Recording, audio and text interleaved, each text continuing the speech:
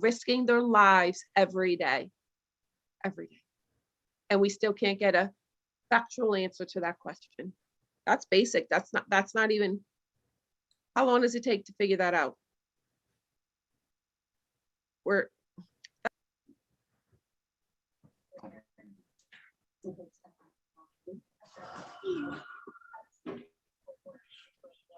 Mr. Chairman, if Chairwoman Hosky's complete, is Leon, where we could ask him that question?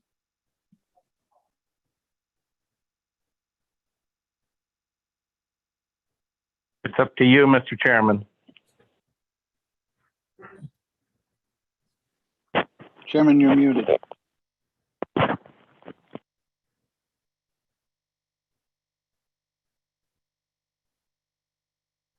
You're muted, Mr. Chairman.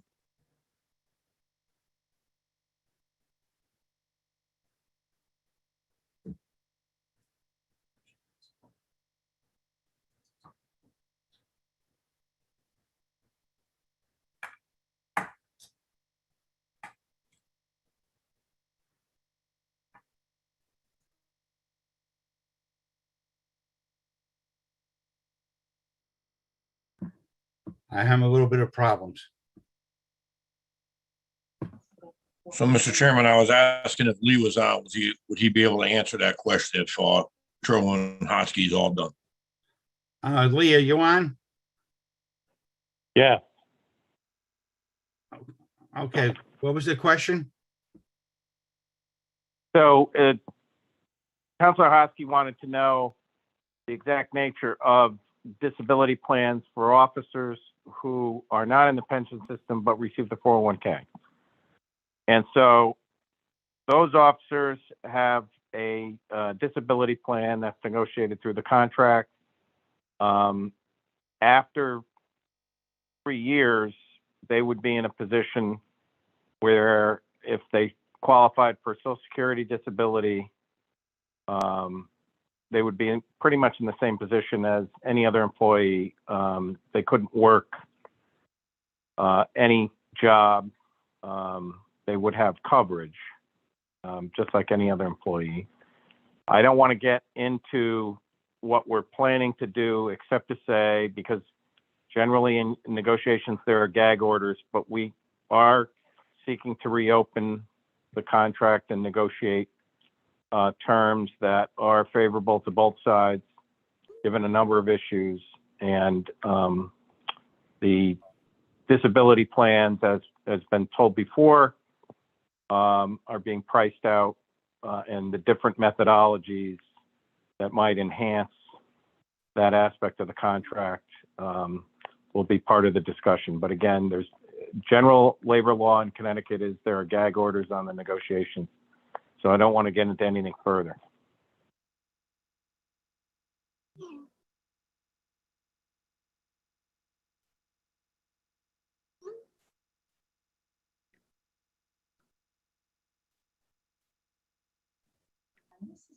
Okay, Chief, I have none else for Lee.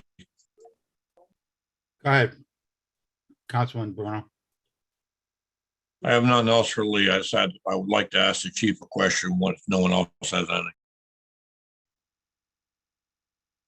Go ahead. Chief, I have a two-part question. Your Commissioner Carano. Since the arbitration award moved to the 401k, how many officers have we lost? You have that number offhand since we moved off of the pension? Since the arbitration award came out in 2010 and was backdated to 2009 November, we've lost 29 officers for specifically the lack of a pension and or low pay. That's not including officers that left for normal retirement purposes, time in service, etc.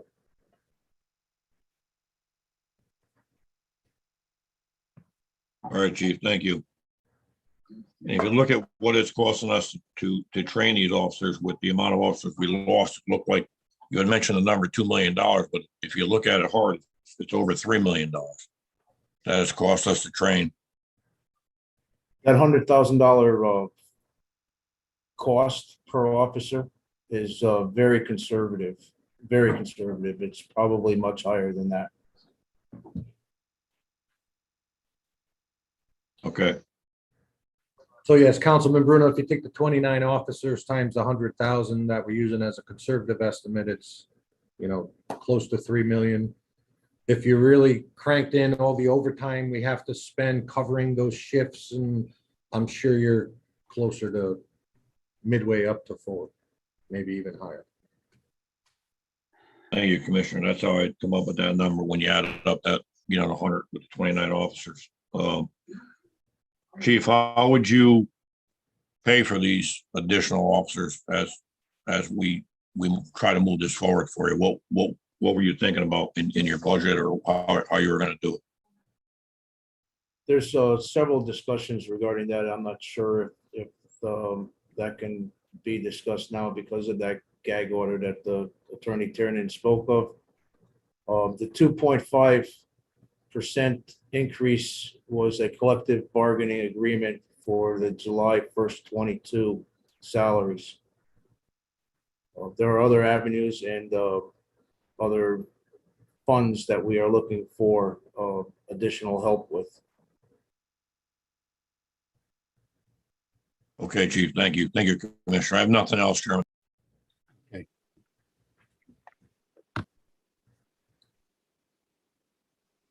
Councilman Donovan? Thank you, Chairman. Chief, welcome. Commissioner Carano, welcome. Thank you for coming here. First and foremost, I am 100% for keeping the police officers here. I have talked to some of you before.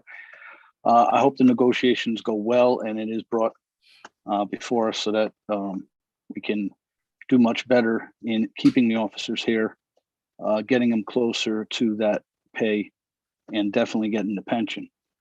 The other note that Commissioner Carano made a statement is, I do believe everybody on the council should do a ride along.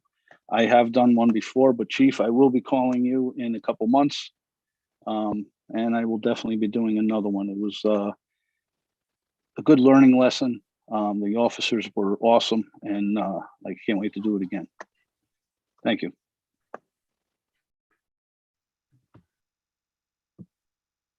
Councilman Burrows? Thank you, Mr. Chairman. Chief, Colonel, Commissioner, I think everything you guys said, I think is important. Just to say, a lot of people don't understand how officers really, what they go through. I was an auxiliary police officer in Derby, so I did it for 2 years, and I tell you, it's a lot of work being out there, and I totally agree. I think officers do need a better competitive wage, and I'm for you guys. Thank you. Thank you. Councilman Quagliani? Thank you, Mr. Chairman. I do want to sign up for that ride along though, if I could. Yeah, okay. So, I mean, listen, all kidding aside. So probably the main thing that people want in a community is to feel safe in their home, on their person, when they're in the community. And the individuals that we task to do that each and every day is the police. Now, I have kind of a history on how I look at this. So back when I was a police officer, and it's over in West Haven, which is maybe 12 or 13 years ago, we had the ability to fight the crime surges that occurred in the community. Because not only the chief and the commissioner are talking about what's the status quo, how do we get ourselves back to the status quo, just to kind of break even maybe with every other department, or just to fill the beats that have to be filled. So there's one police officer in each district. So back in the day, if we had a rise in stolen cars, we'd put a stolen car detail out there. If we had gun violence on the street, we'd put an anti-violence task force on the street. And what we're seeing now, not just in our community, but in every single community that I see across the state here, is that crime is increasing. right? I mean, we see I sit today, there's an armed robbery, you know, in Orange, an armed robbery in Milford. I mean, the days of that happening in West Haven, we hear about drive-by shootings and armed robberies and all of these violent type crimes is not something that we're used to. And I don't think anybody else in other communities typically are used to ever get used to anything like that. So we need to do better than just the status quo. Let's boost the officer's salary up. So maybe it's consistent with some of the departments. So maybe they don't leave. You know, we talked about this in 2009, right? Ad nauseum, right? And I think the only one that's on this square is Mayor Rossi. I'll give her credit because she fought tooth and nail because that was the administration that got rid of the pension. And we talked about all these things. I was the chief of police at the time, and we talked about, you know, for saving a few dollars, which again, thanks to Mayor Rossi, found out that we weren't actually saving anything at all. It was costing us more to get rid of the pension and go to a defined contribution plan. We were going to lose so much more going forward. And that's exactly how this is played out. West Haven has, I think Commissioner Carano said it. It was the department that everybody went to, right? And now it's the department that, okay, if nobody else wants me, I'm going to go there. And it's not because of the caliber of the leadership or the commissioners or the officers. They're working their butts off every day. Again, I have the advantage of listening to the police radio here because of part of my duties here at my work, and they don't stop for a minute. And they need help. They need help to be able to deal with the issues that are going on in this community. So not only is it pay, not only has it been pension, and we've been talking pension for 8 years now. So we really need to find some ways to actually move the discussion. You know, give us the information to determine if some type of defined benefit plan is the way to go or not. We're not saying that it is, but at least let's get the information together and see that. But we need to do more than that, right? We need to be able to, you know, as Commissioner said, you could go every day and look in the paper. Since when does Milford advertise in the paper that, geez, they can't find police officers, or they said Ansonia, and who's given signing bonuses and who's starting $20,000, you know, more. But it is a bigger issue. We need to shore up our department with those wages and benefits so we keep some continuity and we're not a revolving door. But we also need on a local and a state level to try to empower some of these law enforcement agencies and be able to help them with the tools that they need to really fight crime. And I think everybody wants to be safe in their person and their property. And I think right now is a time where most people are a little bit nervous, not only in West Haven, but in mostly every community in the state of Connecticut. So I don't think I have a question here, but I do think that we really need to stop talking, right? And listen, I assume that we will see in the next budget that comes from the mayor some type of projected salary path for police officers. But we also want to see, let's have the discussion about the pension, right? If we can't keep officers here, if we get to a point where we can't even staff the officers that we have, and people are working overtime, you know, weekend after weekend, we don't want to be in that position. So I'm looking forward to a continued discussion, but actually looking forward to taking some action based on the information that we get. Thank you.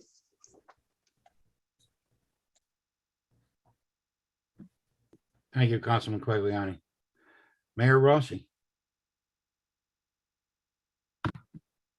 Thank you, Chairman Massaro. And yes, I was on the council in 2009.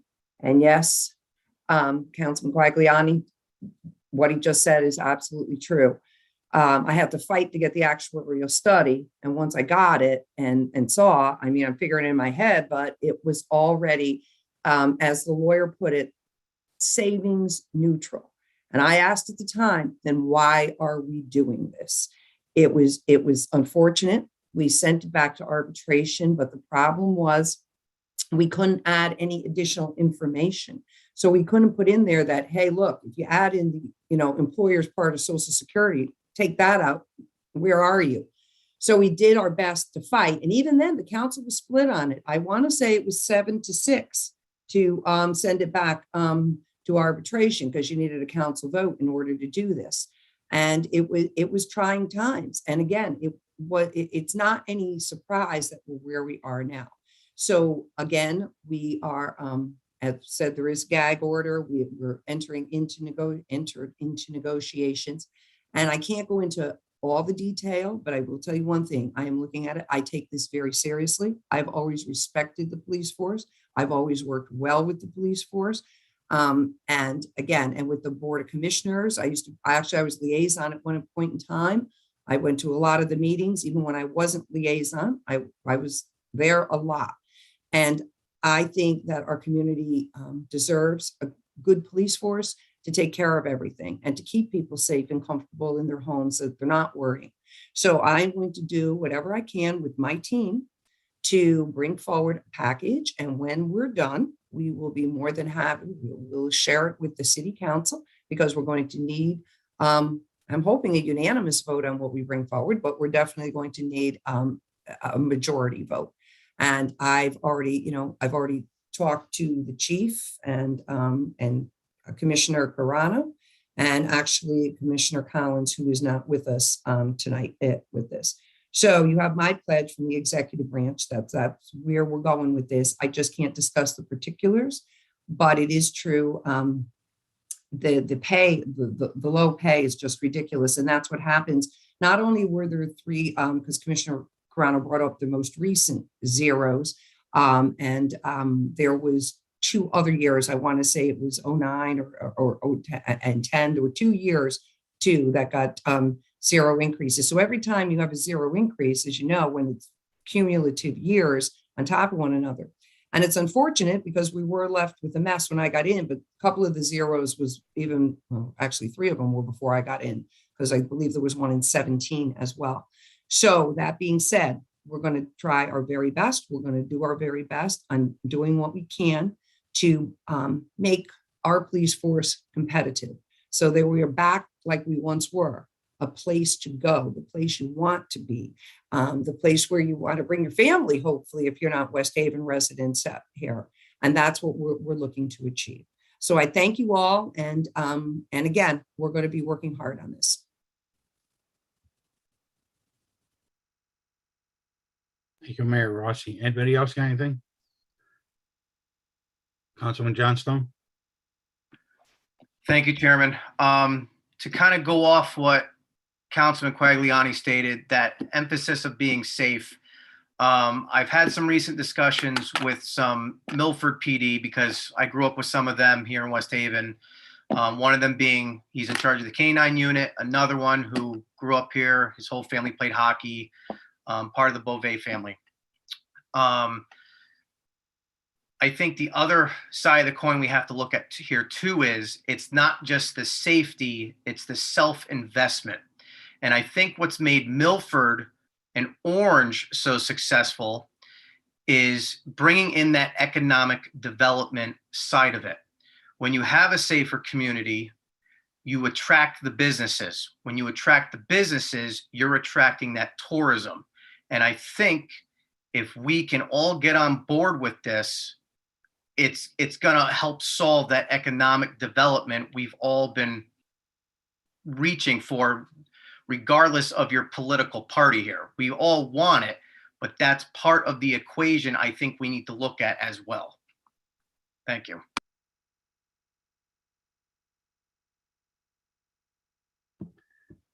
Thank you, Councilman Johnstone. Anybody else? Councilwoman Hosky? I just want to say real quick, just to reiterate that the West Haven PD knows that I've been a huge support of this whole idea, but that we also need to start helping the Allentown Fire Department ensure that they're all set. So Commissioner Carano, maybe you could just share, and you guys can share information, because I know Chief Terenzio is on the call and they are facing some of the same issues. So, you know, if it's more of a we and not individual departments, the collective is stronger than that it's more than just the police department that we've not done right by. That's all I got. Thank you. Thank you, Councilwoman Husky. Councilwoman McGee? Thank you, Chairman. There are two things that I learned, like as I've, grown on the council and have grown to learn more about the West Haven PD. And one thing that I was really impressed with is clearly if officers are still here, they just really want to be officers in West Haven. They love West Haven, they care for West Haven, and this is where they want to serve, especially given the fact that other areas are way more competitive, offer more. So, and that was actually something that I learned from Chief Colonel and Captain Fleming is if officers are coming to work here, they want to work here. And so that's why they're here. The second thing I was really impressed with learning about from the Alliance way back was the application process. I was impressed with the application process because ever so often I would drive down the street and see a new female officer, and that was really cool to me. So I just wanted to say this for the record that I'm in support of this, and I hope that we can be the council that secures this, or at least creates the foundation to mobilize it to make it go forward. I think obviously, and I said this before, any adjustment made anywhere, there was a protest in certain conversations that took place. And so like any adjustment that helps us to be better as a community, I think it's important to not only celebrate growth, but to talk about improvement. And so I think this will obviously increase improvement in our city, and then bring in more community engagement and create more space for challenging conversations. But I think it is important to really support this. We don't want overworked, underpaid officers, and so that's pretty much my take on it that I wanted to say for the record. Thank you.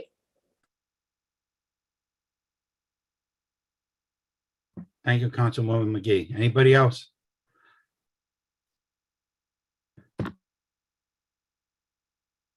Mayor Rossi? Thank you, Chairman. I just want to go back to what Finance Chair Hosky was talking about Allentown Fire Department.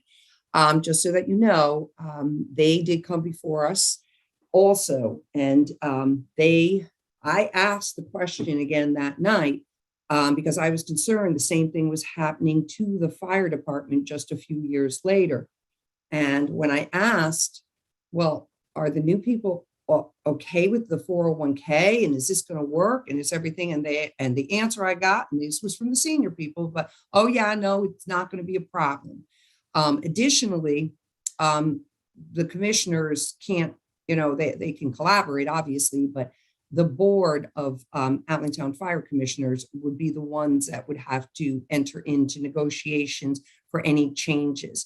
But I do agree that it is a question and something that should be discussed with, the union in Allentown, the fire department union, to find out what they're looking for and that type of thing. But that wouldn't be a job for our police commissioners. That would be a job for the Allentown fire commissioners. And we have a great set of fire commissioners there. So I'm sure, hopefully they will be interested in engaging going forward. Thank you. Thank you, Mayor. Anybody else? I got something to say. I've been on the council now. It's going to be for 5th year. And I've been hearing this way back about pension. And I agree with Councilman Quagliani. Let's stop talking. Let's do something. I 100% behind it.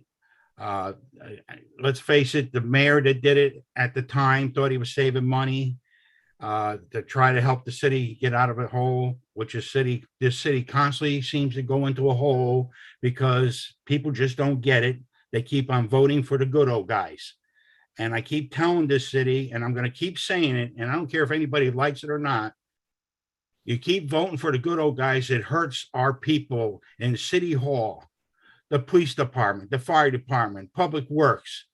That's who gets hurt. The taxpayers, because the taxpayers got to pay more money. I am behind you guys 100%. But we got to wake up and watch who we put in office. That's the problem here. Every time we try to go ahead in this city, we go backwards. Wake up, West Haven. And that's my message to this city. I'm 100% behind you guys. I know you're behind you. We had a great police department. You guys were fantastic. I still think we still have a great police department. But it hurts me to see guys walk out because of a pension or we're low paid. And that to me is embarrassing. And that's it, gentlemen. I wish you all the luck in the world. Thank you. That's all I got to say. There you go. Mr. Chairman, can I have one comment to make? Go ahead, Joe. I would like to reiterate on what Commissioner Carano has said, and I have said it to prior city councils. In order to know what the officers are dealing with and what they experience on a daily basis, I beg you to take us up on a ride along. There are several that have done it, Commissioner. Councilman O'Connor, Councilman Bruno, Councilman Donovan. Ronnie doesn't have to, and it was my chief. Peter, I don't even know if you have to. I don't have to. Exactly I've been there. I've what's seen it. going on in this city. But there are others that they see a police car go by, but they have no idea where he came from or where he's going. And I think it's a good thing for the elected officials in this city to sit in a patrol car, go on calls for, it doesn't have to be the entire shift, several hours. You'll get an experience.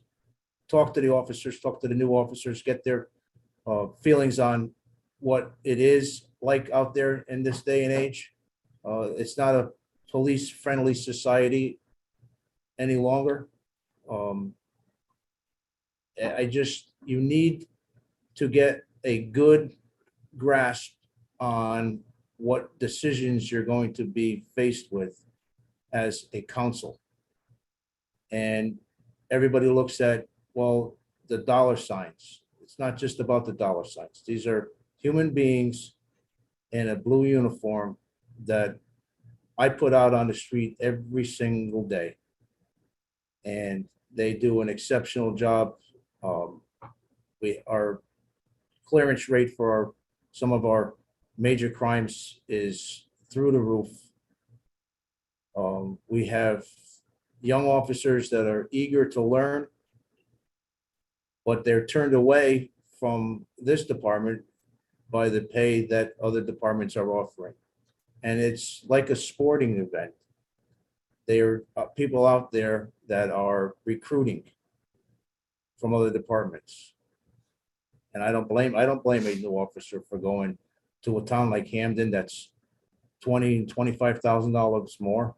You can't blame an officer for that.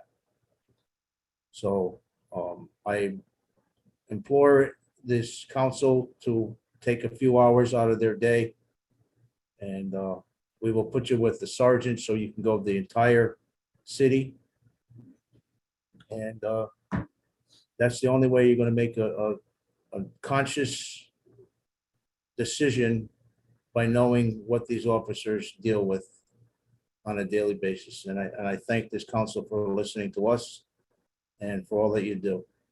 Thank you, Pete. Thank you. You're more than welcome. Anytime. Anybody else got any questions? That's it. Thank you, guys, gentlemen. Riley, you want to give out the communications, please?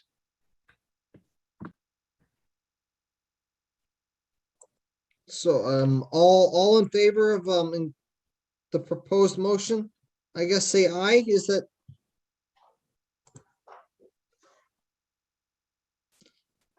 Sorry, I'm so sorry. This is my first time doing this. Have I done something wrong? Please Sorry, forgive you're me. in the same shoes I am. No, give out the communications, Riley. You have them, would Pardon you? me? The communications? A, B, C, D, E, Sorry, F. our communication aid from West Haven High School building. I'm sorry, is that correct? No, Jesus. Okay, communication from council as a whole to approve city council rules 21 through 22. Yeah, we did that already. Go to B. Right.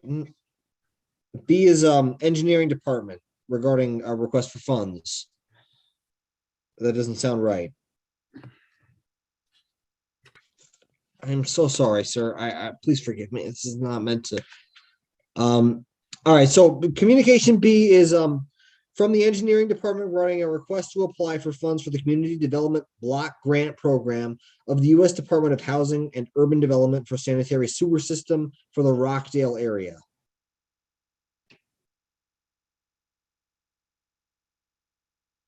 That goes to the finance committee.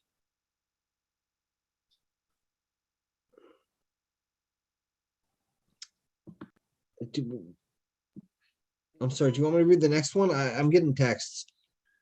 I'll take it from here, Robbie. I'll take I'm it. so sorry, sir. Please forgive Sorry. me. Communication. Communication C. Communication C is a tax collector regarding the overpayment of funds for the month of December 2021. That'll be read in the records. Communication D. Communication D for the tax office regarding the application for an abatement interest of Mrs. Cameron. That goes to tax deferral. Communication E from the grants office requesting to apply for funds from the Community Development Grant Block Grant for the U.S. Department of Housing and Urban Development for the Fire Marshal's free smoke detectors program in disadvantaged households. That goes to finance. Communication F from the finance department regarding the unbudgeted staffing request for two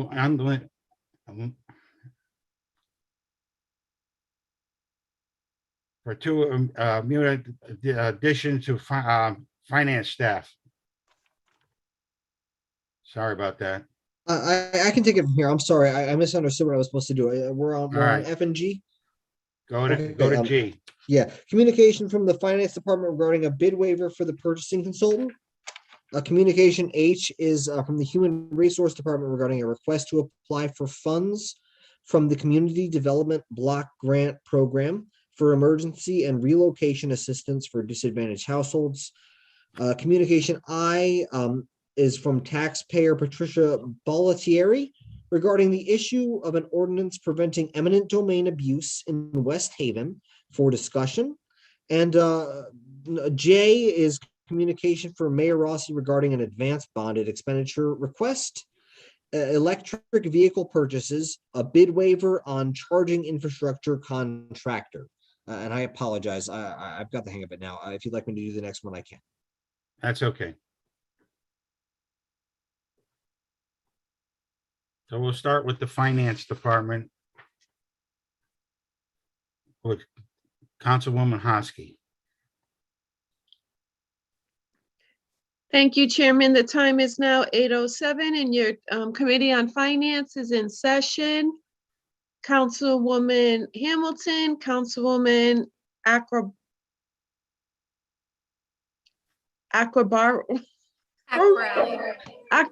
I know that. I don't know what was wrong with me. Councilwoman O'Connor, Councilman Quagliani, and myself acting as chair. We have communication B in front of us. I'd like to see a motion for approval. Motion. Thank you, Councilman Quagliani. Have a second? Thank you, Councilwoman Akrabali.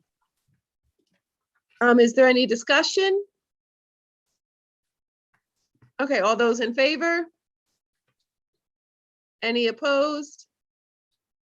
Any abstentions? Motion carries. I have communication E from the grants office to apply for funds for the community development block grant of the U.S. Department of Housing and Urban Development for the Fire Marshal's free smoke detectors program for disadvantaged households. I'd like to bring this motion out favorably. Motion. Thank you, Councilwoman Hamilton, seconded by Councilwoman O'Connor. Is there any discussion? We do have Chief Terenzio here, if you have any questions. Okay, Councilman Quagliani. Yeah, I don't think I have any questions, but just to put it out there, this is the recurring grant that the 3 fire districts collaborate with and passing out free smoke and CO detectors to disadvantaged households. Is that correct, Chief? Excuse me, that is correct, Councilman. It is reoccurring, and we find that our supplies have dwindled dangerously low. And there's no city match involved. Is that correct? That's correct. Okay, thank you. And I'm all it's set. 50 oh, I'm sorry, Councilman, thank you. It's $50,000 every 2 years, correct, Chief? That's what it's been, yes. Okay, so could it be more or less this time around? It could be whatever we determine what that is, and I've primarily left that up to the Fire Marshal Division of all 3 districts. Keith Flood and Mike Esposito pretty much set that standard. Okay, and it's first come, first serve. Like, they're not divvied up between the 3 fire departments. It is whoever needs them gets them until there's none left. Yes, that's my understanding. Yes, that's true. Okay, and I can open it up to the entire council so that the chief doesn't have to stay on. If anyone else has any other questions. Councilwoman Hamilton? Yes, this question would be for Chief Terenzio. Good evening, Chief. Good evening, Councilwoman. How do residents know of this of these alarms when they come? How do we let folks know about it? Well, that's going to have to be more of an increased public awareness, which we are working on a number of fronts. We do that when we do any kind of inspections, when the fire marshals go out and they notice that there's a missing fire alarm. We know that we'll be able to put that in if they meet the criteria. Also, as you know, we are doing a public outreach for a new initiative that we started, and the other agencies in the city are going to be made aware of this opportunity more so than what has been in the past. Great. Thank you. You're welcome. So 1 second, Councilman Donovan. So Chief Terenzio, so I just had a thought, right? When you talk about fire awareness, when you go in, and I don't know if we still do all of this, but I remember, Smokey the Bear and all of that good stuff. Do we ever say, like go into the schools and like do a presentation and possibly, give out a form and tell kids to go home and see if you have a fire detector that works or something along those lines? I'm sorry?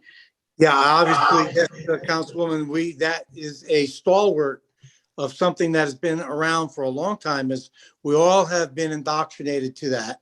But COVID has created quite a challenge for all of us in our normal daily lives. Yeah. And that's one of the reasons why we haven't been out in the schools lately, because of the isolation that we've needed to practice. Right. So no, and I understand that. I guess I'm just trying to think, when you talk about just creating those community relationships and even just that, but even, kids going home to the homes when you do inspect something, but if you go home and there's a house and it is like, I don't have a fire, smoke detector, and you come in and you have this form and he gives it to the teacher and maybe the principal can collect them and say, hey, there's these 20 houses in the community that can use smoke detectors. Just a Correct. thought. Correct. And when things hopefully get back to a situation where we can become more community involved, and I'm sure my colleagues in the police department and the other districts would agree, we want our people back out on the streets doing familiarization tours of their communities, of their response districts, and actually getting in touch more with the community where this information will be shared more. But and I don't need to preach this body of what we've all been going through, but we've all had to be very careful so we can remain available for the immediate emergencies and remain safe. Right. No, understood. Councilman Donovan? One other thing, the ERS is also aware of these programs that we're doing. I'm in constant communication with Jen Amendola, and their staff are helping get the message out for not just the PD, but for the fire department as well.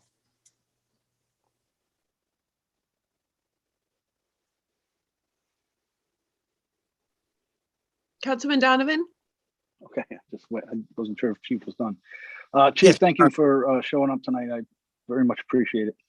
In here, this says it's for disadvantaged households. Now, is there something in place, or how do you determine what the disadvantaged household is? Do people just show up at the firehouse, say, yeah, I can use 4 of these, or how does that work? I don't have that exactly for you, Councilman. I wish I had it here with me. I wasn't aware that we would be having a conversation about it. But there is criteria. It's been in place. It's been established long before I got here. But there is some criteria that we just don't give it first come, first serve. It's for those that are actually in need and that would be benefiting from this grant. But I can get that for you, though, later on, Councilman, tomorrow, in fact. I appreciate it. Thank you. I'm all set, Chairwoman, sorry. Anyone else have any questions? Councilwoman O'Connor? Thank you, Chairwoman. Chief, my question is, in light of Philadelphia and what happened in New York yesterday, if someone were to approach me in the next week or so and ask if the city has any fire detectors, smoke detectors, I'm sorry, is there a phone number I could give them so that they may either get on the list or get one right away because they're worried about what's going on? We're doing it between the 3 districts, and you can just tell them to call their district fire marshal's office. I don't believe there is one central number, but certainly Director Amendola through ERS can also assist with that as well through the routine number there. Thank you very much, Chairwoman. That's all that I have. Councilman Johnstone? Thank you, Chairwoman Hosky. Thanks, Chief, for being with us. I have 2 questions. The first one is, when you say your supply is low, what is your closest guesstimate on your current supply of what you have left? I believe we're down to about 4 in my department. I'm not sure what the other 2 districts have, but they've indicated that they're equally as low. Okay. And then the second one is, we talked about, we've always applied for 50,000. How long does that seem to go for? Do you personally feel, and it's your professional opinion I'm asking for here, do you feel 50,000 is enough with everything going on with COVID, or should we try to get slightly a little bit more to be on the safe side? It is in my judgment, and I don't have historical perspective from it, but the cost now, the new technology that's out there that we're going to be obtaining, they're 10-year units where they're sealed, where you don't have to replace the battery, and their combination carbon monoxide and smoke. Carbon monoxide, as you all well know, is also a common threat to our citizens. So yes, a simple answer, yes, I think it'll be enough. Thank you, Chief. Thank you, Chairman Hosky. No further questions. Doug, do you have anything you'd like to add? I know that you had your hand in this every year. Well, I started on the inspector's side, working alongside the marshals in the field. And when a marshal goes out, or a building inspector goes out to look at a residence of any sort, single family home, multifamily, and you come across a situation where you have persons who are incapable of handling that situation themselves, either be it financial or physical or some other issue that's stopping them, this program allows us to just solve the problem and install the detector. Without it, you're putting the inspector in a position where they actually have to vacate the residence. So this is an extremely cost-effective way for us to keep people in their homes and not ending up putting them in hotels and chasing landlords for the hotel fee, just because we couldn't put in a $10 detector.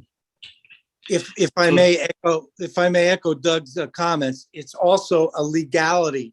If we walk into a residence of any kind and there's not any smoke detectors, and we leave that residence without that smoke detector, and God forbid something happens, they will no longer be responsible. We now have assumed that liability. And in my experience, what the inspectors do is they test the household. They ask them, are you capable of buying these yourselves? Can you install them yourselves? Can you get them in today? I'll come back in 4 hours. And if those are no, then the best answer is to send the engine company to install them for free. Typically in those situations, those households do qualify under the income guidelines imposed by HUD.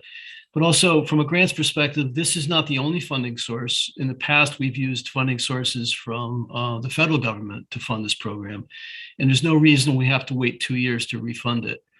So if we run out of money next year, we run out of detectors, I should say, next year, we can find another source to reapply. So there's no magic to the 2-year number. We can find other places to fund this from time to time. And when you talk about, what we said, first come, first serve, but it's based on need. We don't actually sit there when you're standing there in the house and say, can I get your last 2 week, last 2 bi-weekly paycheck stubs? Like, so basically what you're saying is it's based on you walk in, there's a need, you're going to put it in, you're going to just do it. Like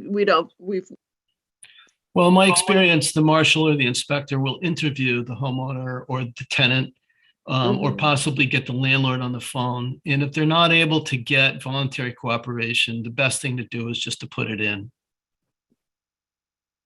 It saves the life at the end of the day. And, you just can't hang on ceremony when it's come to a smoke alarm. I agree. I agree. Thank you. Does anyone else have any questions? Doug, did you have anything else you'd like to share about it? No, just to be clear, there is a match required, but in this case, we use the labor of the installation from the engine company as the match. So that's how we get around. There is no cash match that we're asking you to pay for. HUD will fund the purchase of the detectors. Excellent. Anyone else? Okay. Thank you so much, Doug. Thank you, Chief. So for all those on the city council, approved? Vote yes. Any Finance committee, right? what did I just say? You're right, finance. Thanks for the check. Everyone from the finance committee. Anyone against? Any opposed? Any abstentions? Yes, motion carries. Sorry, that was weird. I just want to double check. There were no abstentions and no against, just for the record. I'm so sorry. Correct. I'm sorry, Riley. You're absolutely right. I got a little. No, it's entirely my fault. Thank you for being patient. No, thank you for being patient with me. So now we're on to communication. F. And we're going to be holding this because we don't have all of the information to bring this out. There's also we'll be holding G as well, Riley. Communication H. Communication H, I'd like to bring this out favorably. It's the Human Resource Department, communication from the Human Resources Department regarding a request to apply for funds from the Community Development Block Grant for emergency and relocation assistance for disadvantaged households. So moved. Thank you, Councilwoman Hamilton, and a seconded by Councilwoman O'Connor. Is there any discussion? All those in favor? Thank you. Any opposed? No oppositions? Any abstentions? Motion carries. Communication J will be held as well. Your Committee on Finance is closed at 8:24, Chairman. Thank you, Councilwoman Hosky. Next will be tax deferral, Councilwoman McGee. Thank you, Chairman. We'll be holding Communication C for tonight. Thank you. Next one will be legislative matters of Councilman Bruno. Thank you, Mr. Chairman. We're going to be deferring that to legal counsel. Lee Turner will handle that from here. Thank you.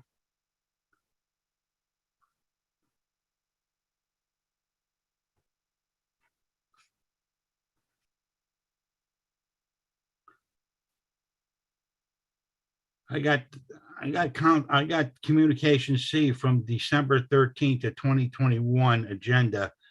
It's supposed to be under finance. Are we, you gonna hold that too, Councilwoman Hosky? I apologize, Chairman. Communication C that I have on communications is labeled tax collector.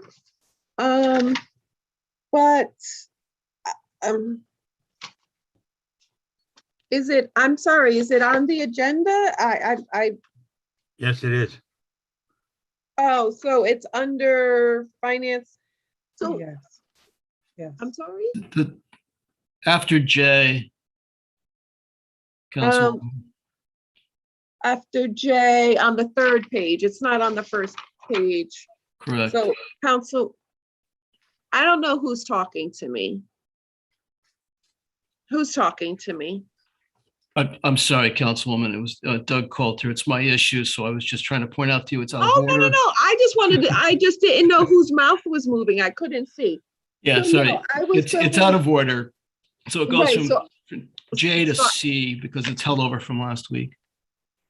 No, I know, but I was going off of the first page under the communications, and then when I apologize. So let's just open it back up because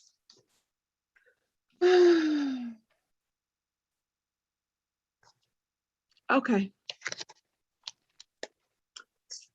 So the Finance Committee for the City Council is back open at 8:27. Is that okay, Chairman? Can I just do that? I don't know. Yeah. Thank you.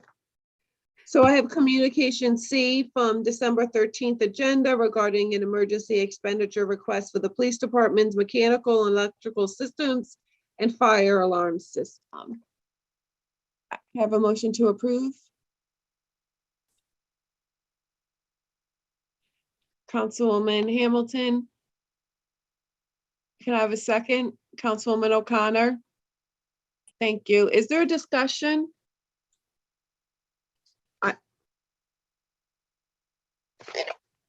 Councilman Quagliani. Yeah, so I mean, my discussion is, I think. We wanted to hold that, right? I'm not sure. Well, I think are there two pieces to this? There's one about the HVAC system, and then there's a piece about the fire alarm. I think one's I think bids that went out, and then I think the fire alarm piece was an emergency appropriation. I think my first question is on the HVAC. Where's the funding source? And I think on the fire alarm, if it's an emergency appropriation, it requires a first reading, public hearing, and a second reading, as would the HVAC. I think the mayor's request was to add it to the capital plan, so that would require a first reading, public hearing, and a second reading and action. So, but my question is what's the funding source for both of these.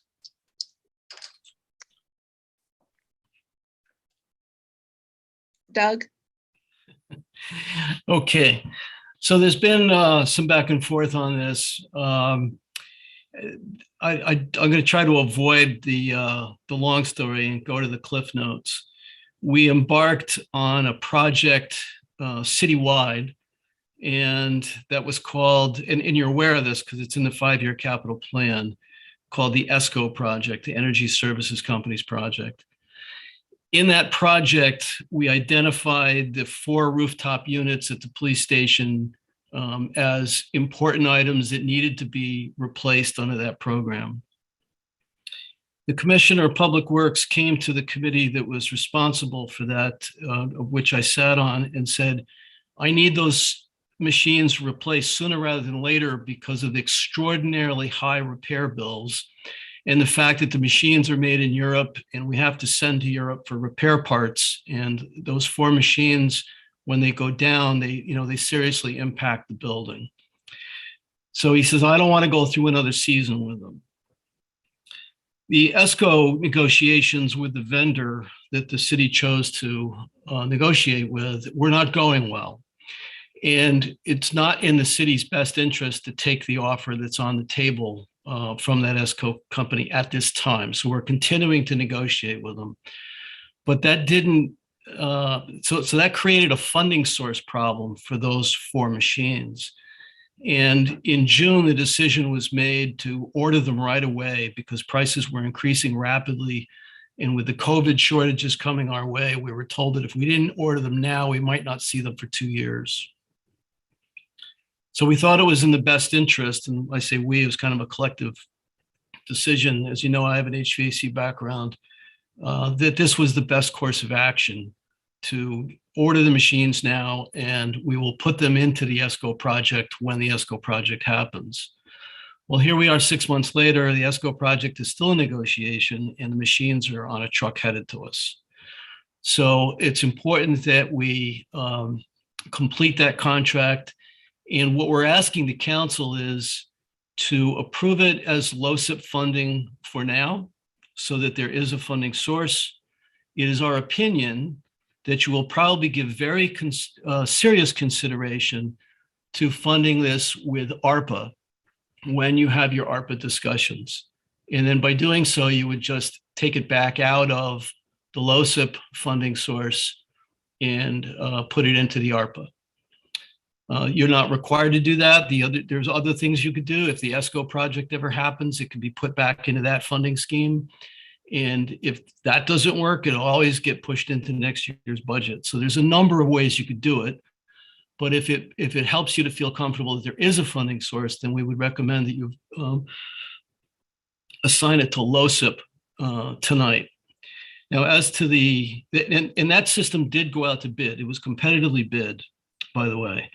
And we did Doug, get can it I in just- before a price increase. Excuse me, Doug, can we Yeah. just, take a moment, and because it's just a lot of information you're giving us, so Yeah. if we have questions along the way. Sure. So we don't have a resolution, right? There's nothing to read to say how any of this is going to happen. So you're saying that Chairman Quigley, I Councilman submitted Quigley- one. I submitted a resolution.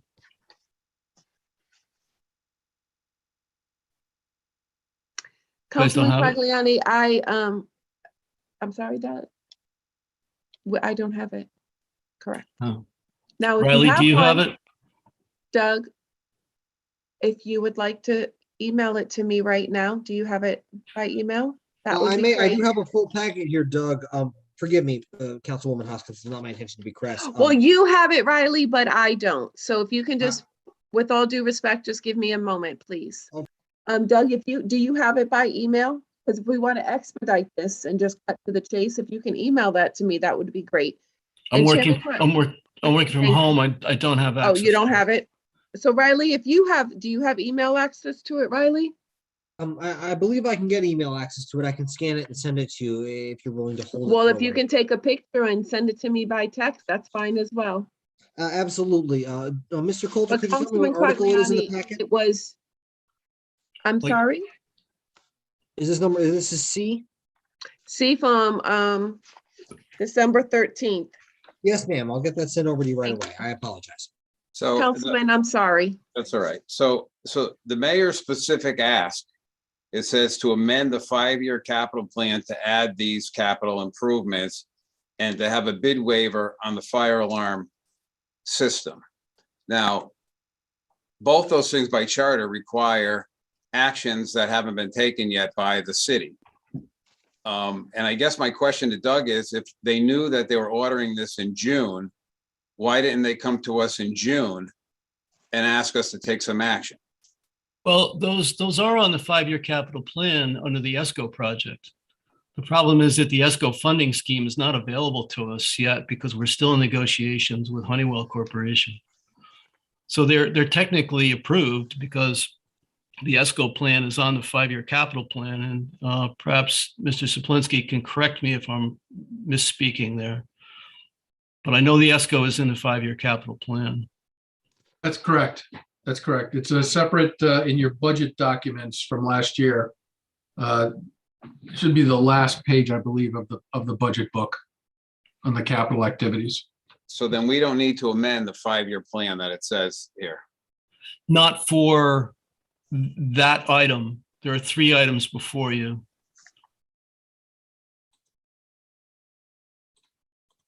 So what you would, I suppose what you'd be amending is that, you had intended it to go into the ESCO, and we're saying that in order to pay the bill, we really needed to be going into LOSIP temporarily. But do we have a printout of LOSIP to show us that there are funds available there? We will get a new allotment in January of about 680,000. It's as of yet uncommitted by the council. In the long run, Councilman Quagliani, we don't think you'll fund it through LOSIP. We think you're going to put it into the ARPA because it's very easy for it to be a qualified expenditure under ARPA. It's unfortunate that we're not able to bring the ARPA plan timely for this discussion. Yes, it is unfortunate. Yeah, we all agree. I guess my question is, Doug, is so what's the urgency in this meeting if in fact the equipment's already ordered and on a truck? What's the urgency for action tonight? Well, at some point the mayor came to us and said, make sure every project that you've got going is playing by the rules. So what are the rules? We went back and read the rules. The rules are that if you're going to spend money out of cash, it doesn't have a funding source, and you have to get permission from the council. And the director of finance has to say, yes, I have sufficient cash to pay for this until you find a funding source to home it with. So having to do a little backtracking by the mayor's instructions, follow the rules exactly. The charter says that if we spend money out of cash and we don't have a real funding source for something that's approved by the council has to know, and they have to agree. So that's why that's in front of you today, because we were not able to get this ESCO agreement hammered out timely. We just don't feel it's in the best interest of the city to sign it at this point. But we'd already bought the air conditioners because of the need to replace them and because the prices were going up. So who did we buy them from if we haven't awarded anybody the bid? No, we did award that bid. That did go out to bid. We bought them from F&F Mechanical. They're a vendor that the city does use on a regular basis, but it was a competitive bid, competitively won. And when Really quickly, can we, Councilman Quagliani, excuse me, can we all please mute ourselves if we are not speaking? There is a lot of background noise. Thank you so much. I know it's confusing. It's confusing to all of us, and we've. Doug, I mean, listen, and you've been a good stalwart of the city, right? But you have to excuse my reluctance because, we were bitten once.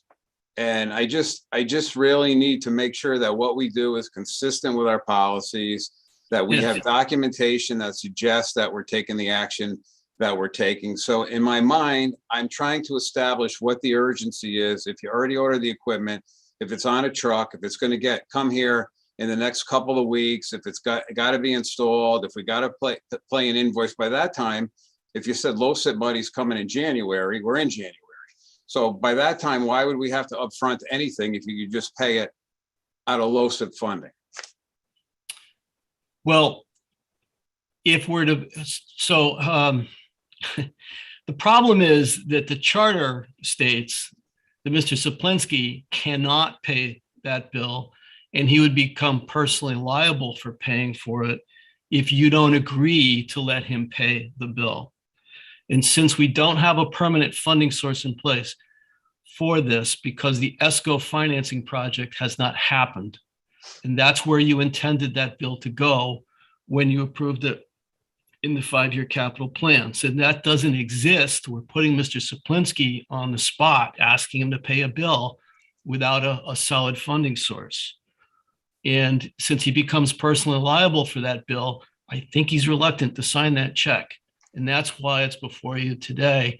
The bill is due to the vendor. We have to write him a check for half of this. We got a $125,000 check on Mr. Saplinski's desk right now that needs to get signed. And there's another $100,000 when the truck rolls into the parking lot in a couple of days with these air conditioners on them.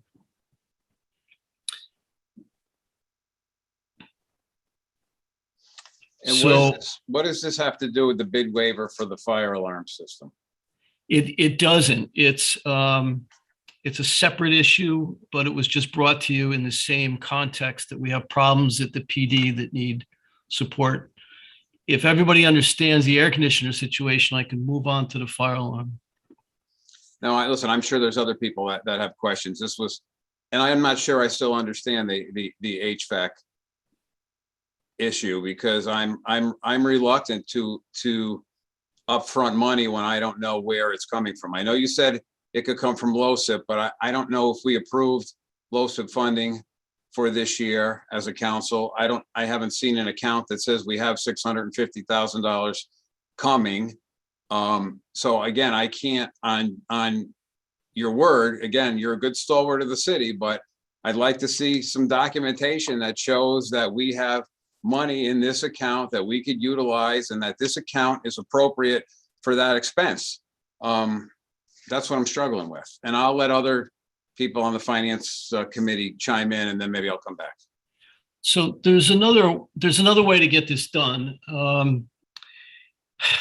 The charter permits the council, and I did cite it, the section in there in the submission.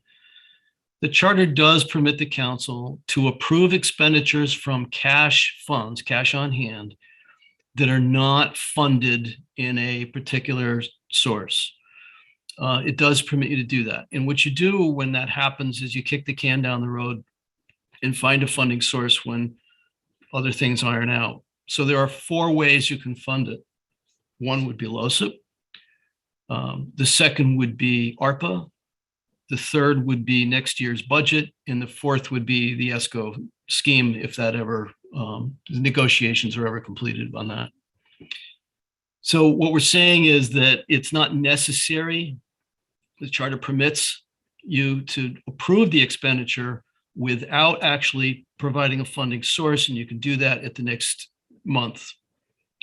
But since the council objected to that, at least I heard through the grapevine, we said, well, we know that we have the 680 coming from the state in January, which we get each and every year. In fact, this year we expect to be more than that. And that has not been committed yet. So if you really want to find a home that you can label that funding source, you can assign it to LoCIP for now. And when you see ARPA, you can make another decision and reverse that. So that was our suggestion. So I'm gonna, Councilman Quagliani, are you done? Okay, so I'm gonna jump in and just say that I am not going to continue to repeat the things that we've done in the past that we've judged other councils for or done things that we shouldn't do. I understand that the trucks are rolling, and it is unfortunate that this wasn't presented to us in a, not by you, but as you said, in other council meetings. I think I was more than clear that we will not be assigning anything to be paid for by ARPA funds until we get a comprehensive plan in place. We won't do a promise to pay. I'm not taking a list. It's not happening. Right. And we're so lucky because me being the chair of the finance committee, I kind of like have a say in that. Yeah. So there's that. The As far as administration's in paying it- full agreement with that, I'm Oh, sure. good. I'm glad. Because it's not gonna happen even if they Right. weren't. Right. The low SIP money, I mean, I just don't know. I think that when is this? And Frank, please chime in here. We cannot approve this until you tell us with 100% certainty how this is going to be paid for, where the money is, and what is the recommendation. I don't think, and if anyone else wants to chime in, that the city council should be sitting here and saying, oh, well, let's pick one of these 4 things. What works best? We take recommendations from the finance department and the executive branch on how this should be paid for. We've been clear that it will not be ARPA money, and we will not be kicking the can down the street. So if the grant isn't working, you're saying it could be low SIP money, then I think Councilman Quagliani's question needs to be answered. The 600,000 that we're supposedly getting, show us that that money is coming, show us that no bills are going against that, and that it can be paid. And we need a resolution, because Riley does not have a resolution stating how this bill is going to be paid. We're going around in circles like I'm supposed to be figuring it out for somebody. I don't think that's the case.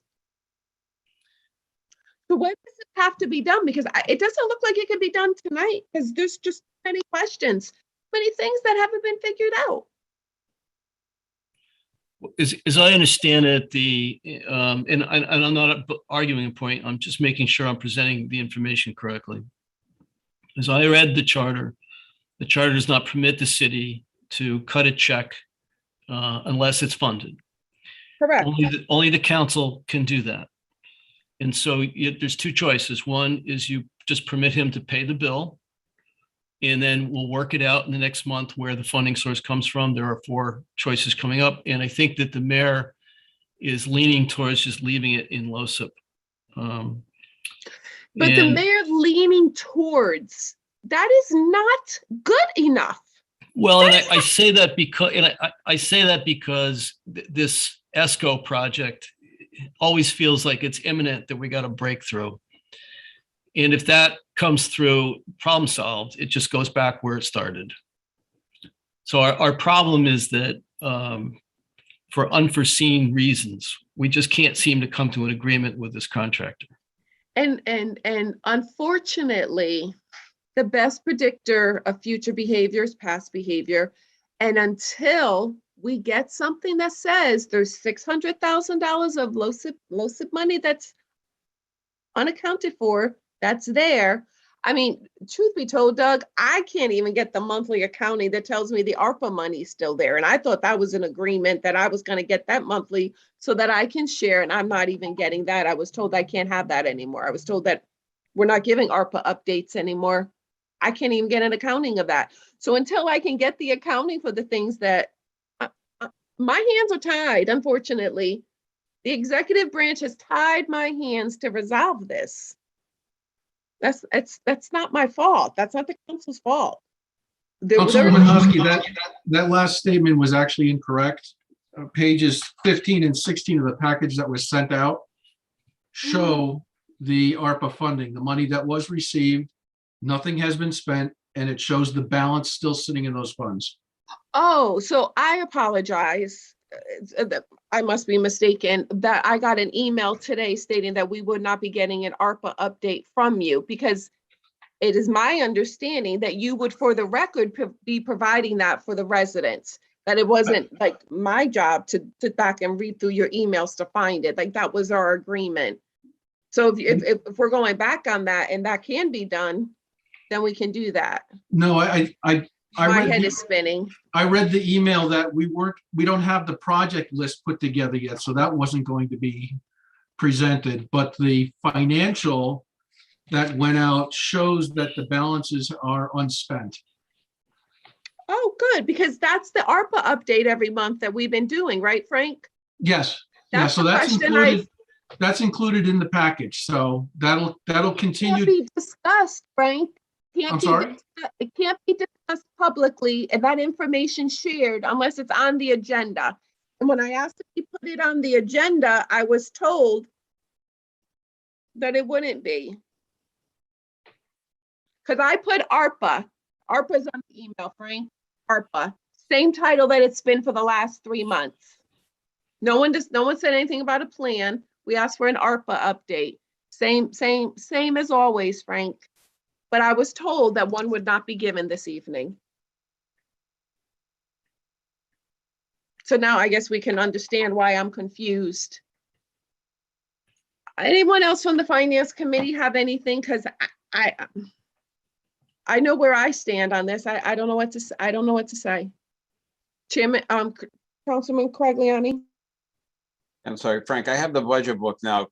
Could you show me in the 5-year plan where that acronym is, ESCO?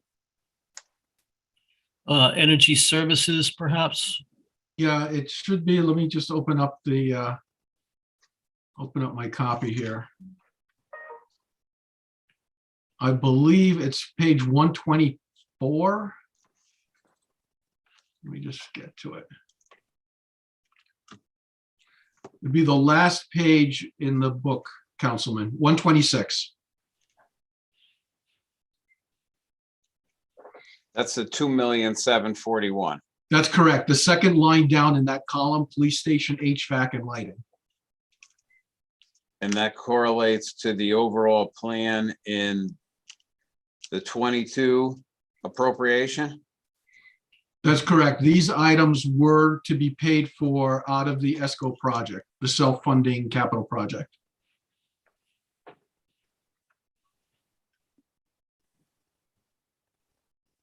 And when were we going to bond for any of these projects, or are we going to, or are some of them going to be taken with the city's ARPA plan, or what's? No, by nature of the program, those capital projects are self-funded through energy savings. Yeah, So but we would not need to bond for that. So if we're paying $500,000 for the HVAC units, or I think what I saw the bid, it was 400 and change, I think it was. We're not going to make that back in 1 year. So it may recoup its money, but over what, a 10 year or so lifespan, right? Correct. So the nature of the contract itself is that a bank or another financing source would pay for the 2,741,811. The project managers, Honeywell, I believe, is currently the one we're using. There's a guaranteed savings of heating, electricity, cooling, etc. And when I say guaranteed, it means that if the savings do not occur, then they are personally responsible for making up that difference. So the money that we pay back to the bank for their financing on this is offset by lower utility costs. But if we can't reach agreement with the third party, then what happens? Well, then the projects would need to be bonded. And Doug Either said that, bonded, or if you decide to add those to the ARPA projects, I know that HVAC is 100% approved through discussions I've had with CCM and SCROG and other towns. No, I think you're right. But again, we put ourselves in this position, right? So now we don't have a plan that has this HVAC system in there, so we're not going to use ARPA funds. We're having a hard time dealing with the third-party person for the ESCO contract. So if we don't get the contract, then we have to bond for this equipment. If we bond for this equipment, it wasn't included in the calculation for 22, which means that we have to take other projects out or raise the mill rate, right? So you know where I'm at? I'm kind of in that circle. Correct. So it would be within the 23, bonding. We would have to figure out which projects we can eliminate. Yeah, I don't want to drag this on, but you know, Chairwoman Hosky, I mean, just from my perspective, I mean, if you know, I know that you had discussed maybe calling a special finance committee meeting. Maybe we could tackle this. If they could show us evidence that there's LoCIP money available, we could determine that that's an appropriate use for it. You know, or if not, it's likely going to have to wait till the next meeting. I don't have enough information to, you know, I understand what Doug's saying, I understand what Frank's saying, but you know, we thought a lot of things that were going to happen that didn't happen. So I don't really want to make a decision based on what we think may happen, which may not happen. I agree. Can I just hear Councilwoman Hamilton, Councilwoman O'Connor, and Councilwoman Akbarali? Do you have, I know where I stand. I believe I know where Councilman Quagliani stands. Can you guys share where you're at? Because we need to decide. Councilwoman Hamilton? Yeah, I too am not, I join you both. I'm not comfortable in moving forward with this without a clarity. I think we just have to be very mindful before we take steps and not know where funding is coming from. I think that is our, you know, our diligence really. So I am a no. I agree. I think we have to dot our I's and cross our T's in this and make sure that we're doing things the right way, especially when it comes to our finances. So I agree with you, Councilwoman Hosky. I also echo everyone else. If I don't know where the money's coming from as a single mom, I couldn't buy it. So we have to figure out where the money's going to come from before we can do this. So I don't know, Riley, who did the motion, the seconded and the first, if anyone remembers who that was, if you take back your motions so that we can hold this. You don't remember either? Riley, can you tell us who seconded and first? I have Councilperson Hamilton's and O'Connor. Is that correct? I withdraw that's what I have in mine. here. I withdraw my motion. Withdraw my second.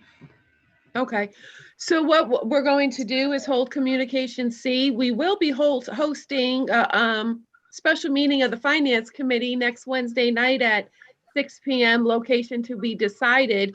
If we can get the information by then on how this is going to be paid for, I'd love to put it on the agenda and get it voted on. It is now 8:57. Chairman Massaro. Oh, Doug, go ahead. Is your intention to split these three issues? Split the three issues? I'm sorry. Yeah, Oh, you mean, well, Doug, I'm going to be very forthcoming with you. Yeah. I don't have any information. I don't have a resolution. I have nothing. And it is my understanding the three issues. I only have two issues. One is the bid waiver for the fire alarm system. So are you looking for, and then the one is to amend the 5-year capital plan for the 3 capital improvements. What 3 issues are you referring to? Right. So the first one is how are we going to pay for the air conditioners that we bought in June, that the checks are due this week? The second issue is that the fire alarm system at the police department is original. Fire alarm systems are basically computers This computer has been on running 24/7, 365 since the police station was built. It's no longer supported by the manufacturer. The software is out of date. It can't be updated and it's failing. Now, what this failure is causing is a beeping sound that's in the ERS office. And this beep, beep, beep is showing up on all the audio tapes in ERS. It's driving the operators crazy and they can't silence it. So we've been able to patch it, but the problem keeps coming back. Touch So wood, what's it's the been, third issue? that particular issue, we have talked to many vendors about trying to repair it. And we've come to the conclusion that there's really only one company that we feel comfortable with replacing it with non-proprietary equipment, because all the other people we've discussed cost with want to sell us equipment that only they can service. So we were asking for a bid waiver and ask you just to respect the general knowledge of the fire marshal and the commissioner, myself, and some other inspectors, that this was the best way to approach it. No, Be I sure understand we that, Doug. we could get it replaced and repaired timely and with equipment that we can maintain over the next 10 years. Anybody can maintain. No, I understand that. You said, Yeah. am I not separating the three issues? So I understand. I got the one, the two. Right. What's the third issue? Well, so that's split in two. The fire alarm, first, we would ask the council for a bid waiver. And then approve. The second issue is how are we going to pay for the How are we fire going to alarm? pay for it? Okay. Yeah. And then the So third, there's a third piece on there. We had to replace the cooling equipment in the server room at the police station because it died. We had to spend $33,000. It did go out to bid. We don't know how we're paying for it. okay. So I These am emergencies are comfortable. going to come up. You know, in the past, they just spent the money without you. We're trying to follow the rules now. So that's why we're here. Could I ask a question? Yes, Councilman. I'm sorry to Carliani. belabor the point, but I just got an acknowledgement that in the past, nobody followed the rules. So I'd like to know maybe who those people are that aren't following the rules, because I could do an editorial for the next 20 minutes about rule following. Yeah. But Doug, I would like to say that, again, you weren't here 2 weeks ago or at our last meeting, but I believe the mayor was on. I'm not sure if Frank was on. And we had a request for a bid waiver for the high school. And I know, and we really tried the council very hard to make this work, but let everybody know that they need to follow our city ordinance for our purchasing agreement, which says that if you're looking for a waiver of bid, you need to have the purchasing agent sign off on that waiver bid. They need to give us specific information, and that paper needs to come to the city council. Now, the purchasing agent, I understand, is a consultant that you have right now, but by city charter, if that consultant wasn't there, the purchasing agent is the director of finance.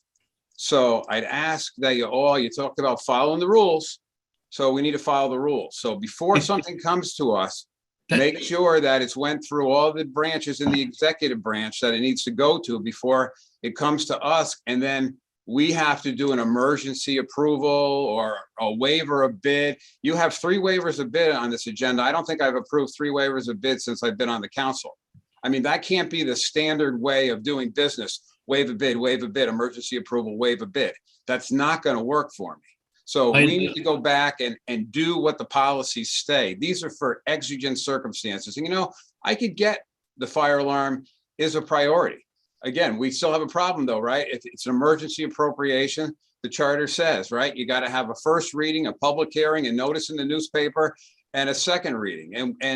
And after it's approved by the purchasing agent. But we don't have that. We have a 2-page memo from the mayor, another piece of paper that we get 2 days later, an email that we get a week later, and us, the council that's part-time, supposed to cobble this all together, make the solutions for you guys who work the full time for the city and supposed to be recommending to us. We're not supposed to be recommending to you. And I'm sorry I'm telling you this. It's not really you. It's just a culmination of let's shortcut this, let's shortcut that, let's waiver bid this, let's do that. And I can't do that. I can't do that. I'm one person. There's 12 other people. If they can, then you're going to be 12-1.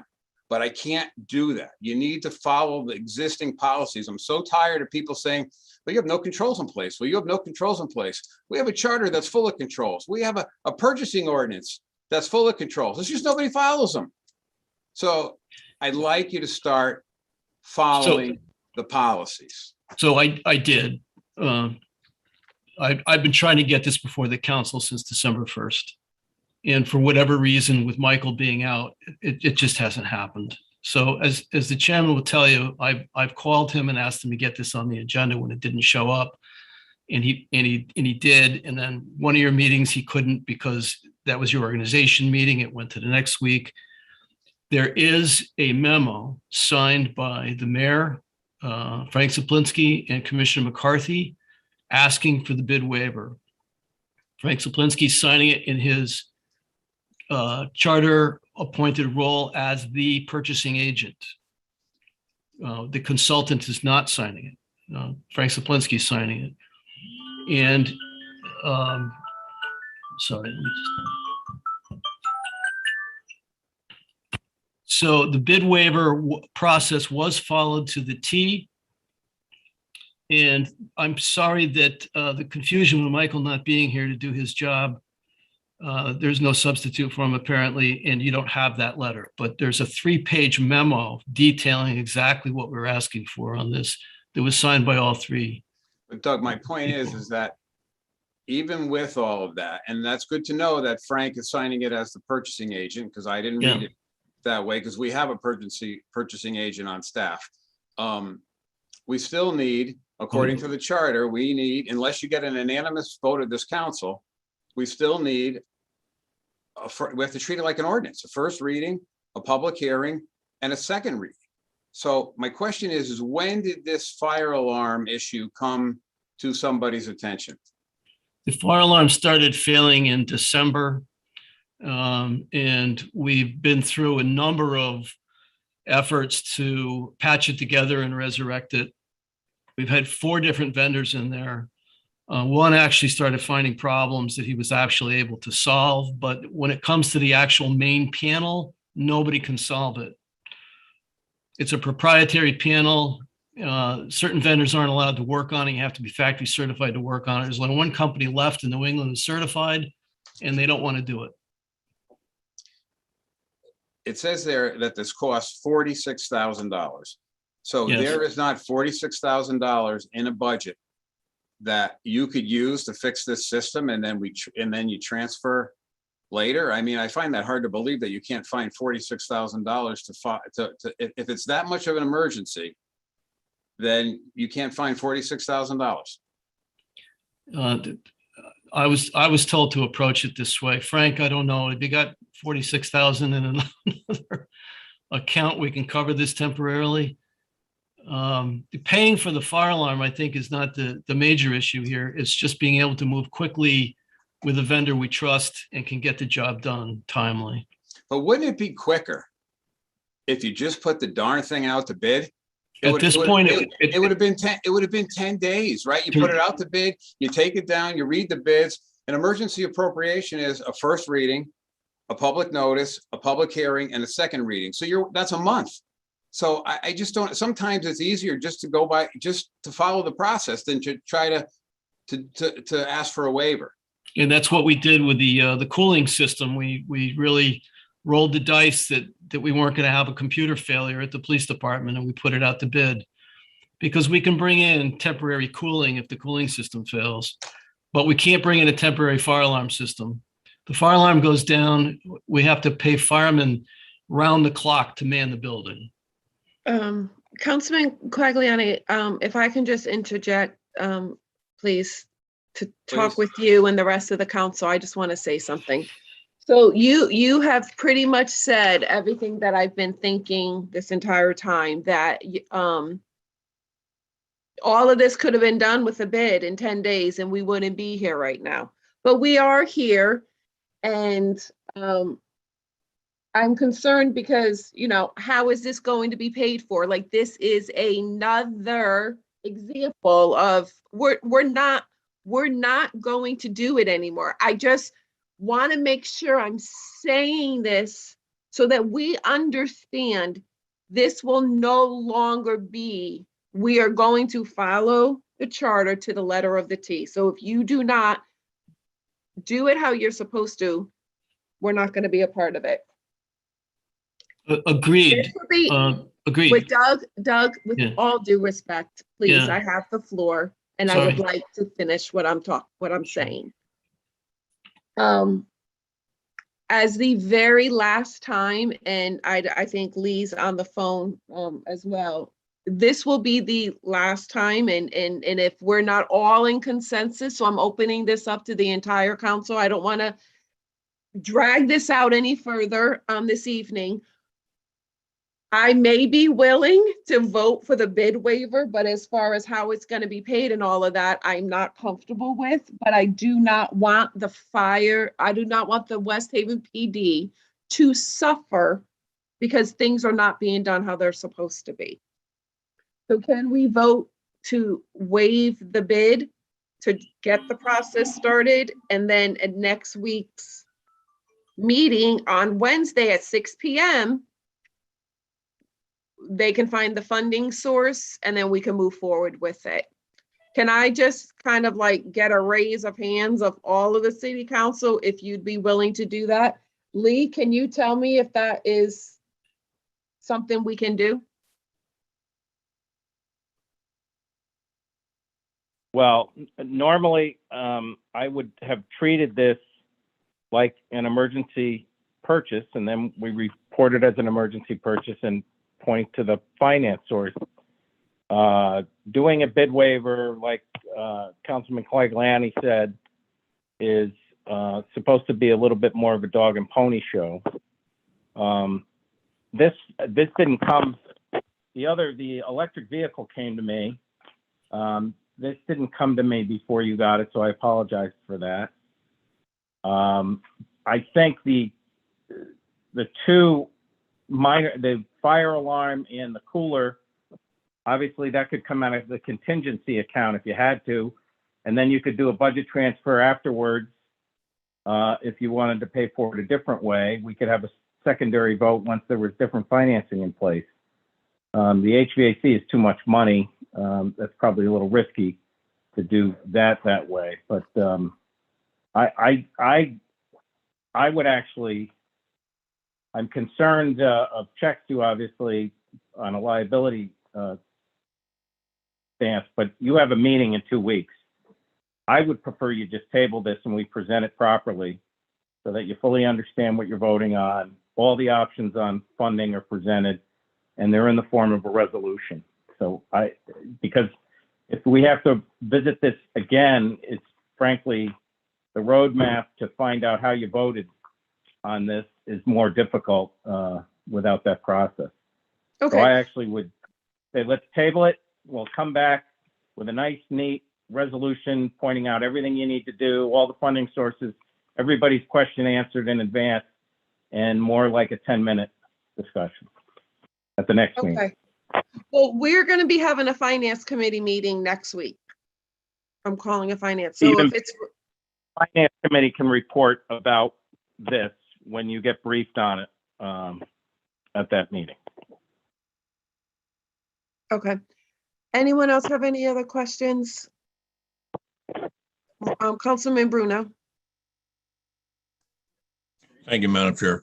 Doug, thanks for coming before us tonight. You know, I understand what the finance department's up to, and I understand also what you're up against, but thanks for coming before us. One of my questions is this: you had said that these air conditioners are on a truck and they're being shipped to West Haven as we speak. When are you expecting these to get here? You're muted, Doug. 2 weeks overdue, Councilman, so they're due here any day now. We're Okay, so already when that- delinquent in one payment. Okay, so when that truck pulls up, are they expected to be paid? And if they're not, will they leave with those units? And then what happens? The contract requires us to have paid them $102,000 on December 1st, when we got confirmation that they were being shipped. And it calls for another payment of, I believe, $75,000 the day they arrive. So the contractor that we deal with has been extremely patient with us, and we with them, because they're facing supply chain issues, and these should have been here in October. So there is a little give and take on both sides. I doubt seriously that they will send them back or not deliver them, but I'm sure that we will incur additional costs for having to bring a crane in to take them off the truck and leave them in the parking lot, and then bring a crane back to put them on the roof, instead of that all happening in one day. So there will be some mobilization costs on our part. It's probably going to be about a $6,000 or $8,000 bill. We would have to pay if we're unable to cut the check timely. And we are in default to the contract. Okay.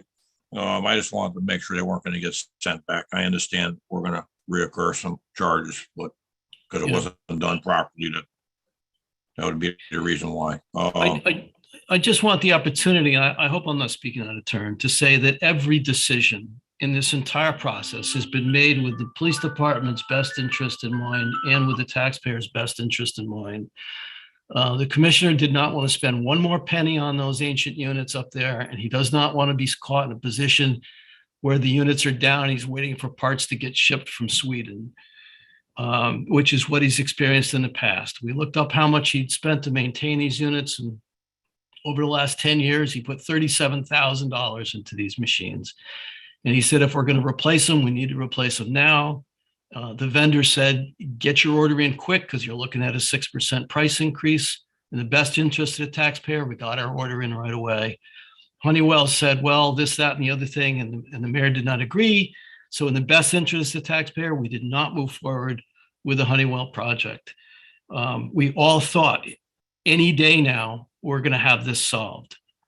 And here we are, the machines are coming, and the problem isn't solved. But every decision is being made in the best interest of the taxpayer. And it's unfortunate we ended up here. But no one's trying to do anything wrong. No one's trying to skirt around it.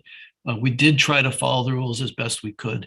We just can't ask Mr. Saplinski to write a check if the council doesn't approve of the funding source. Well, we appreciate that. Oh, I'm sorry, Councilman Bruno. I respect that, Doug, and I appreciate your answer. And it's the fire alarm system is even more disturbing, because that just continues to beep. Some days I'm being told it doesn't work, and it's concerning. But thank you very much for explaining. I appreciate it. That's all, Madam Chair. Thank you, Council. And Doug, again, I just want to reiterate, you are appreciated in all the work you do. You've been amazing. It is just unfortunate that we are here and that it could have been handled, but we are not, as Councilwoman O'Connor said, we need to know where the money's coming from. We shouldn't be the ones sitting here deciding. You can't pick and choose when we can make decisions and then pull it back and say, oh no, we do this. It should have come in a complete package. So I do apologize, but hopefully we can get it done for next Wednesday. So that communication is being held. Chairman Massaro, and the Finance Committee is closed at 9:17. Thank you, Councilman Hosky. Okay. Is it back to me now or no? I think it No. is, right? Not yet. Any unfinished business?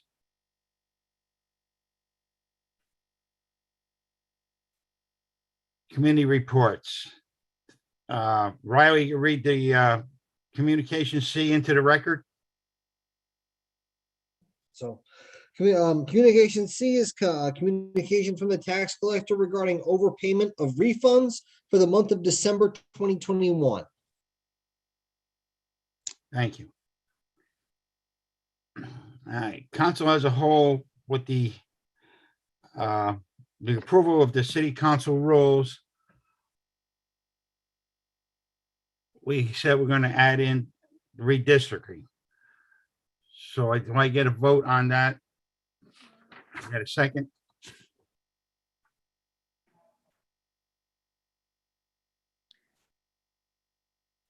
On the council rules? So, excuse me, Chairman, so you want a motion for, One to motion add, for the rules, for the council rules, but we're gonna add in the redistricting. that's for 2021 to 2023, correct? Right. All right, I make a motion. Thank you, Gary. Second. Thank you, Mitch. Any discussion? All in favor? Any opposed? Abstentions? The rules pass. Again, forgive me, Now we just have- no abstentions and no against. No abstentions, nobody opposed. Thank you. I apologize. All in favor? Okay. We're back to the Finance Committee. Councilwoman Hosky. Thank you, Chairman.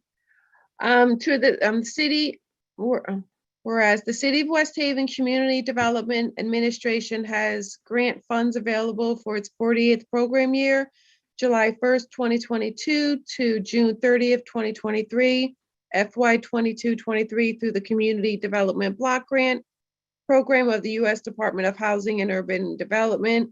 Whereas the engineering desire to apply for such funds, now therefore be it resolved by the City Council that Abdul Qadir, City Engineer, is hereby authorized to submit such application and to execute all contracts or amendments pertaining to any award thereof. Certified a true copy of the resolution adopted by the City Council of the City of West Haven on January 10th, and which has not been rescinded or modified in any way whatsoever.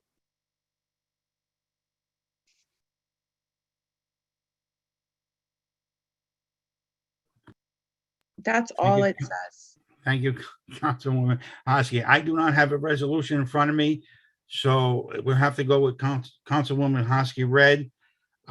Do I have a sec? Do I hear a second? Colleen, thank you. Any discussion? All in favor? Aye. Any opposed?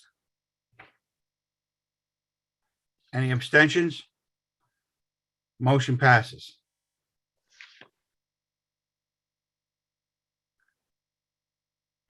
Communication E.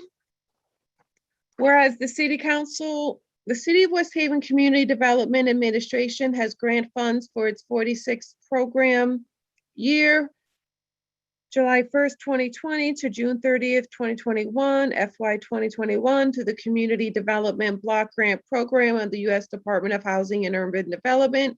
The City of West Haven desires to apply for such funds. Now therefore it be resolved by the City Council of the City of West Haven that Mayor Nancy Rossi is hereby authorized to submit such application to execute all contracts or amendments pertaining to any award thereof. A certified true copy of the resolution adopted by the City Council of the City of West Haven on June 10th, which has not been rescinded or modified in any way whatsoever. Thank you, Councilwoman Hosky. Like I said, I don't have a resolution as read by Councilwoman Hosky. Do I hear a second? A second. Thank you, Rob. Councilwoman Hamilton. Any discussion? All in favor? Any opposed? Any abstentions? Motion passes. We are holding F and G for more information. We don't have the necessary information. Communication H, the City of West Haven.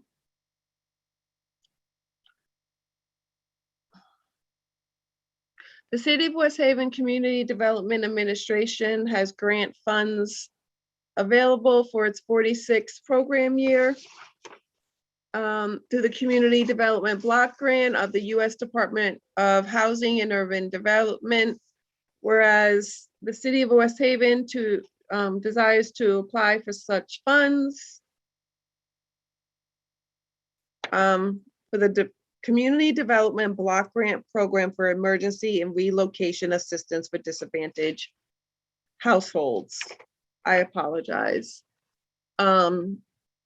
Now therefore be it resolved by the city of West Haven that Mayor Nancy Rossi is hereby authorized to submit such application and to execute all contracts or amendments pertaining to any thereof. A certified and true copy of the resolution adopted by the City Council of the City of West Haven on January 10th, 2022, which has not been rescinded or modified in any way whatsoever. Thank you, Councilman Hosky. I hear a motion. Councilman O'Connor, thank you. Do I hear a second? Councilman Donovan, any discussion on? All in favor? Any opposed?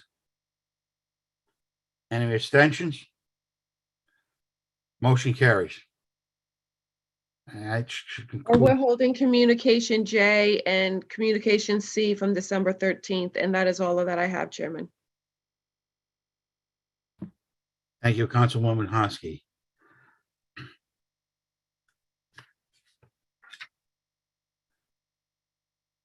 Next will be tax deferral, Councilwoman McGee. Thank you, Chairman. We unfortunately had to hold communication C for tonight. Thank you. Next one is legislative matters, Councilman Bruno. Thank you, Mr. Chairman. We're going to refer that to legal counsel. Attorney Lee will be in on that for us. Thank you, Councilman Bruno.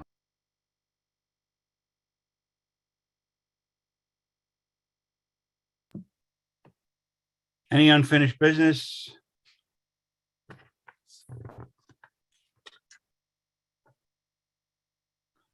Adoptions or ordinance presented? Any council liaison reports?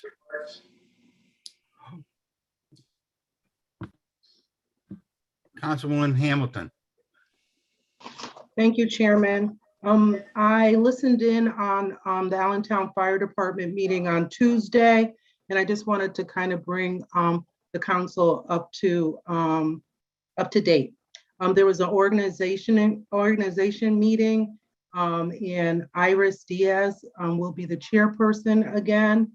Troy Tappan is the vice chair. Paul Sikorsky is the secretary. Also was reported that there is a $5,000 car seat grant from Walmart that was granted to us. I think, was it on New Year's Eve? It was like our New Year's Eve present, wasn't it, Chief? New Year's Day. New Year's Day, yeah. So that was really nice. Also, Chief Terenzio mentioned that he will be submitting the SAFER grant again, reapplying for it. And he thinks that we might have a good shot at it. He had a conversation and he was encouraged to submit it again. Also, there seems to be some unpaid bills that Frank is working with the staff to try to get those bills paid for on a timely manner. That's it. Thank you, Chairman. Thank you, Councilman Hamilton. Councilwoman Hosky, you got something? Yes, I'm the liaison to the Board of Ed. They did have their organizational meeting as well earlier in December. Kevin Waterfield will be their chair again. I'm not sure if the council has heard, but they did implement metal detectors at the high school and at Bailey School. They went live last Monday. They did not thankfully come across anything with the kids of anything of concern, but they did say that activities outside of school, there's been no incidents inside school that prompted this, but just the world that we live in and the outside of school incidents are on an all-time high. Expulsions and suspensions are also up. So there's just been an uptick in activity.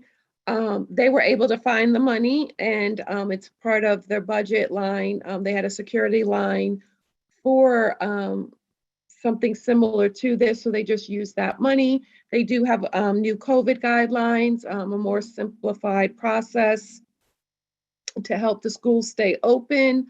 78% of the kids are attending school, came back from after Christmas break, and the staff showed up as well. So they're really excited. The staff has recently, or more than likely, be getting their testing kits to take home. And they're trying to find out a fair method to distribute it to students and their families. And one of the best stories that they told that evening is about their outreach team. They have an extremely diverse outreach team, literally boots on the ground, knocking on doors to get kids back in school. There's a strong focus on working with the kids and their families to get them up to grade level and where they need to be. A lot of kids stayed home last year, and they had a lot of activities over the summer. So they just, the outreach team is a brand new thing for the Board of Ed, and they're just really excited about it. So I was excited to hear about it. So everything's looking good.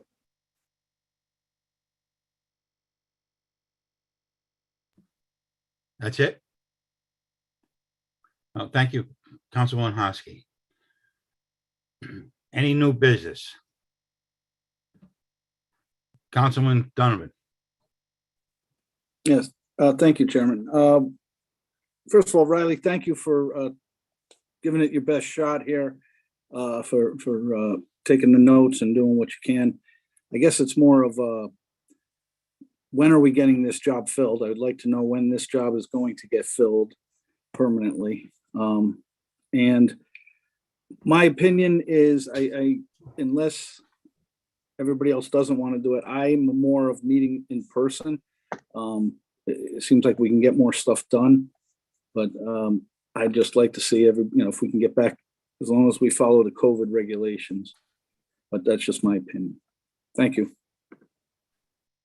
Thank you, Councilman Donovan. My new business, I got something to say in new business, that we are going to have a meeting, finance, on January 19th, 2022 at 6 p.m. And I will find out where we could have it, so we could have it in person. Councilman Quagliani. Thank you, Chairman.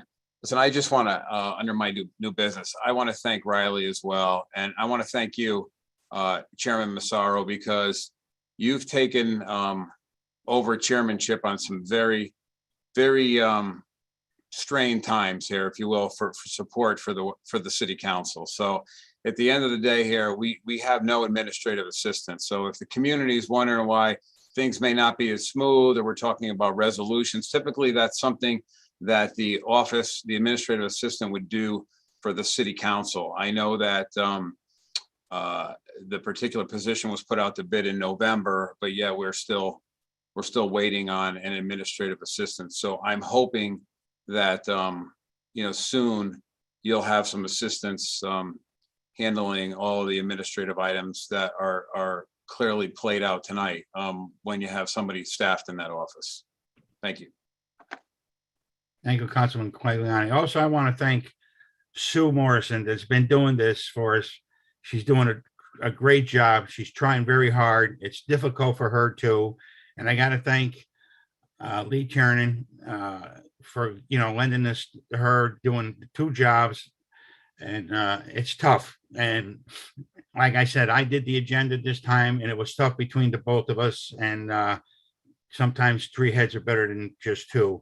But it's very, very tough to do this and try to get things together. And I want to thank her. And Riley, I want to thank you too for helping out, because you were the last minute to be advised to help us out tonight. So thank you very much. And that's it. I'm looking for an adjournment. Colleen, thank you. Larry, second. Meeting's adjourned. Good night, all. Thank Good you. night. Have a good night, everybody. Good night, everybody.